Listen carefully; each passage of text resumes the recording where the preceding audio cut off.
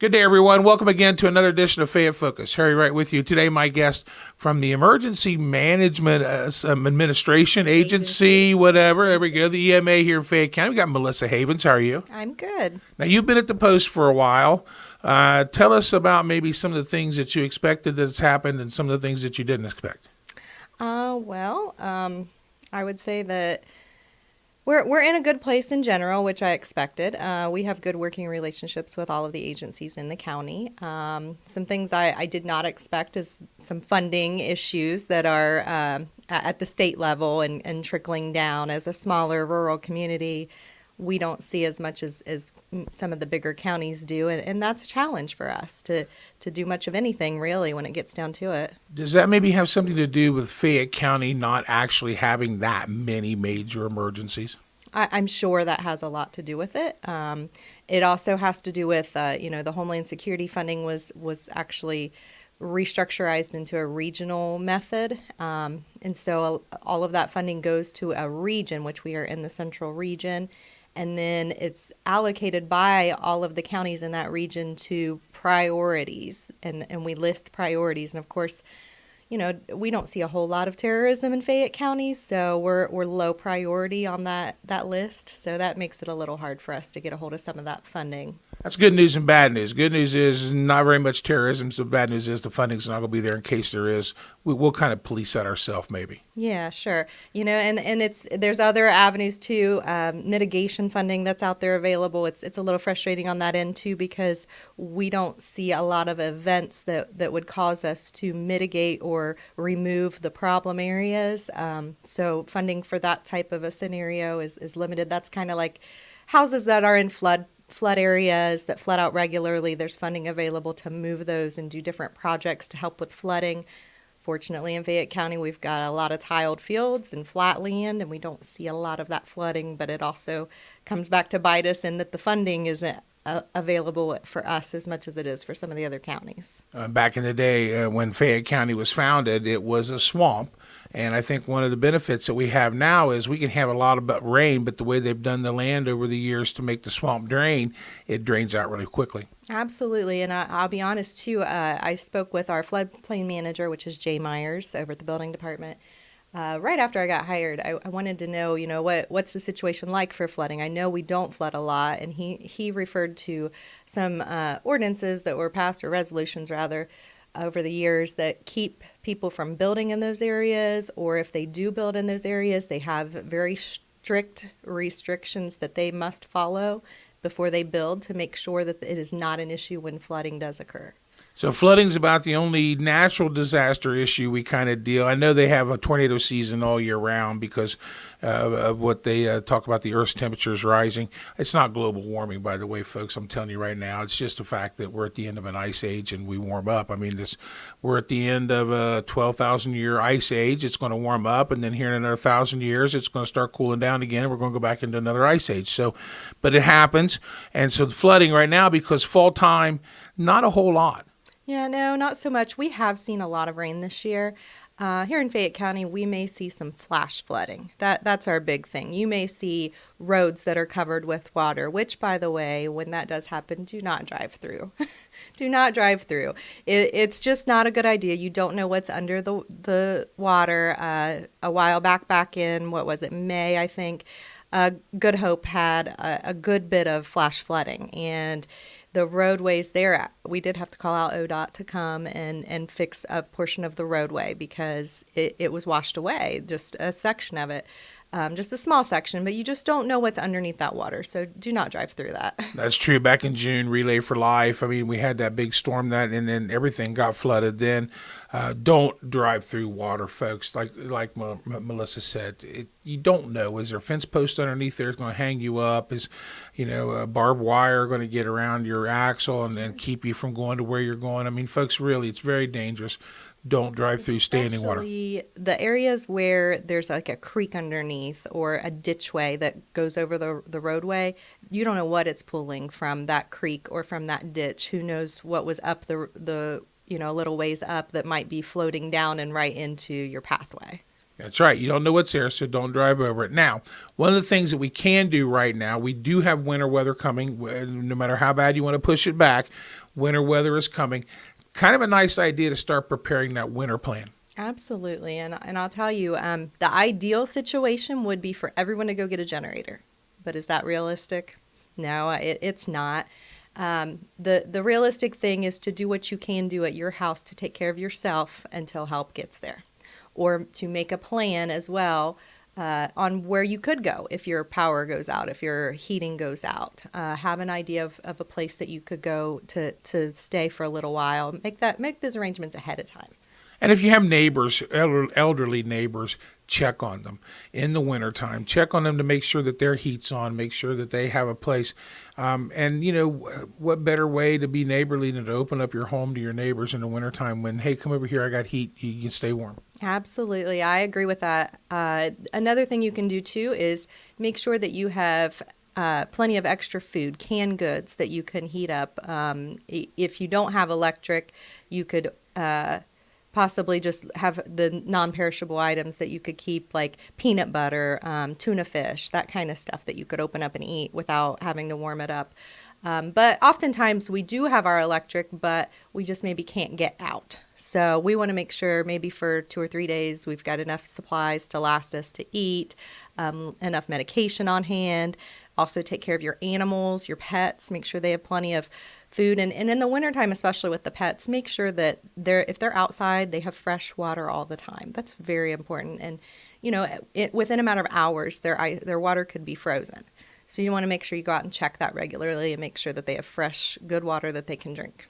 And just from a common sense standpoint, folks, think ahead of time. The weatherman on Monday says possibility of some severe snow on Friday or Saturday. Don't wait till Friday to go buy your bread and milk. If you get that bread and milk weather forecast, make sure that you plan ahead enough of time. That way, because the grocery stores are always packed, there's a chance they could be out. I mean, really, honestly, if the weather's going to get bad, the trucks are going to have a hard time getting it here. Sure, absolutely. And also, you don't want to be on the roads when everyone else is on the roads panicking. I've been past Kroger's before when the weather is coming that night and you cannot find a spot in the parking lot, that it's so packed and so crowded. So you also miss all of that rush, too. That's right. And, the bread and milk crowd, you don't be that guy, okay? But have a nice plan. Have a couple of days supply of water. Have a battery-powered radio.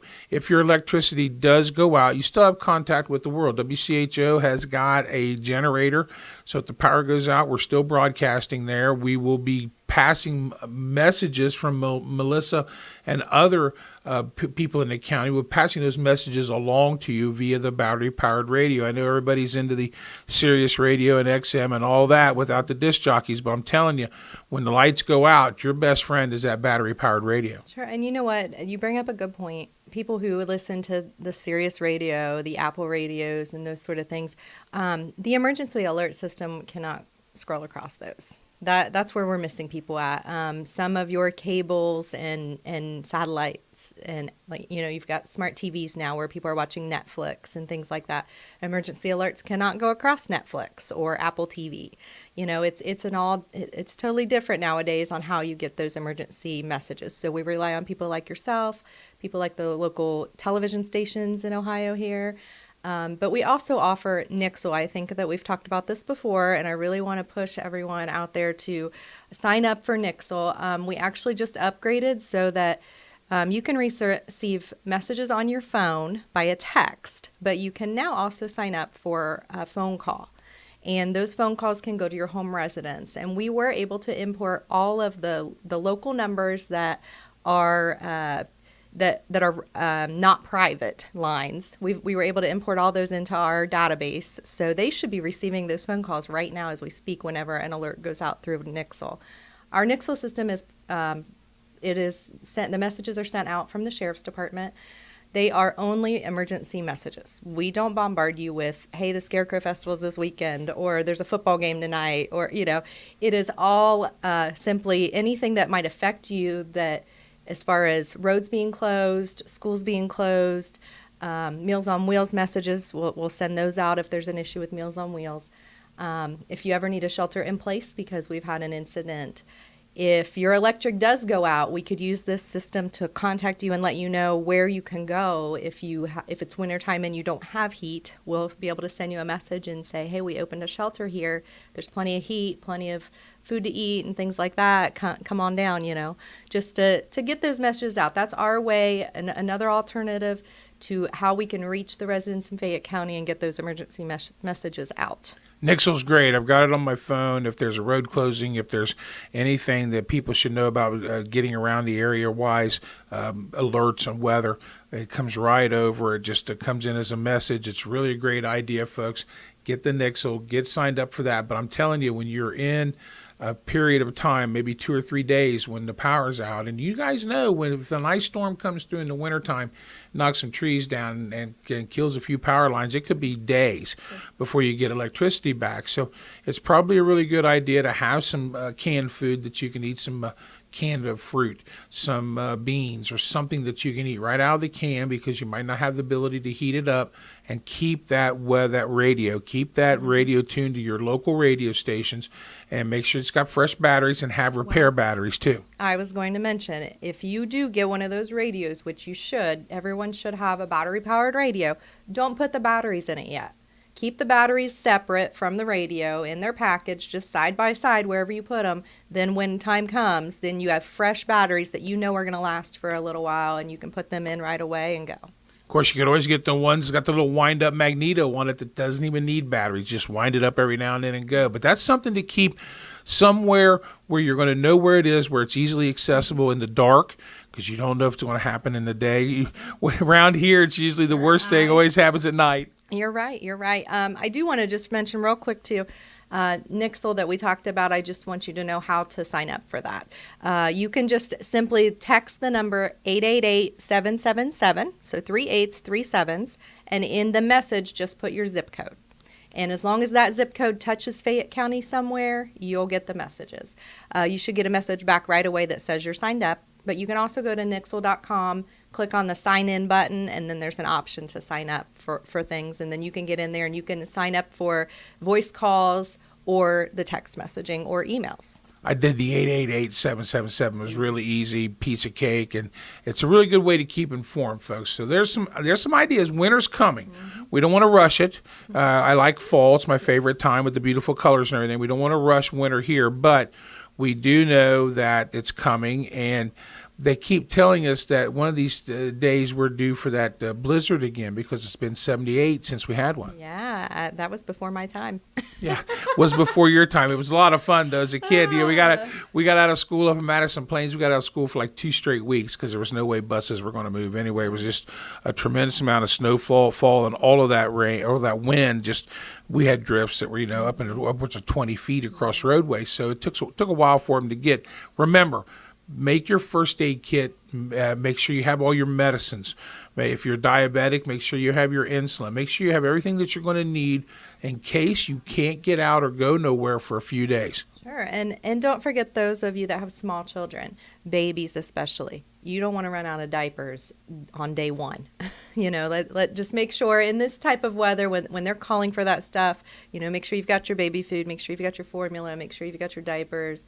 That's a whole nother area of things that we need to check off and remember things to get for. So. And don't be a part of the bread and milk crowd, okay? Get it early. Get it, not the day of. You know it's coming. The weatherman, we were pretty good about weather. We can tell you 2 or 3 days ahead of time, hey, the White Death is coming. It's going to be this Friday. Don't wait till Friday morning to go. Go now. Sure. And, a lot of the things you're talking about are things that you can put together and keep in your house the whole winter. So if maybe that storm comes and you don't need it, don't just go ahead and eat it right then. You could put it in a safe place, maybe stick it in a brown bag in the corner in a closet, and save it for the whole winter. That way, when the next storm comes through, you don't have to run out to the store and grab a bunch of stuff. You've got some supplies, and you should be good to go. There you go. Great advice from Melissa Haven. She's here from the EMA of Fayette County, and we want to thank her for taking time out of her busy day and visiting with us. And I'm sure we will have you on soon to maybe talk a little bit more about the disaster preparedness. Sure. Sounds good to me.